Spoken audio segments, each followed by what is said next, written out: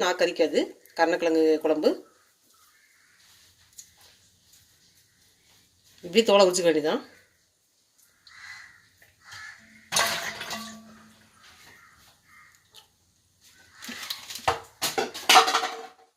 தோலை உரிச்சாச்சு. இப்போ கட் பண்ணிக்கலாம். கொஞ்சம் பெரிய பெரிய இந்த மாதிரி சைஸில் தான் வந்து கட் பண்ணுறேன். மெலிசாக கட் பண்ணுவேன். கரைஞ்சிரும் பார்த்தீங்களா, நமக்கு பீஸ் இருக்காது சாப்பிட்றதுக்கு. இதே ரொம்ப கொஞ்சம் வந்து நல்லா வெந்துருச்சு.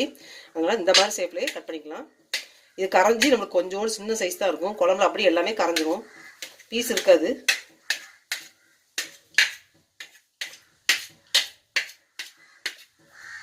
அவ்வளோதான். கருணக்கிழங்கு குழம்பு செய்கிறதுக்கு வேக வச்சு தோலை உரிச்சு கட் பண்ணி வச்சாச்சு.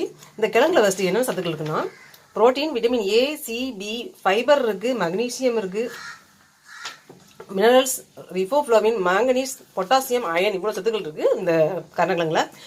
இந்த கிழங்கு எப்படி குழம்பு வைக்குங்கிறத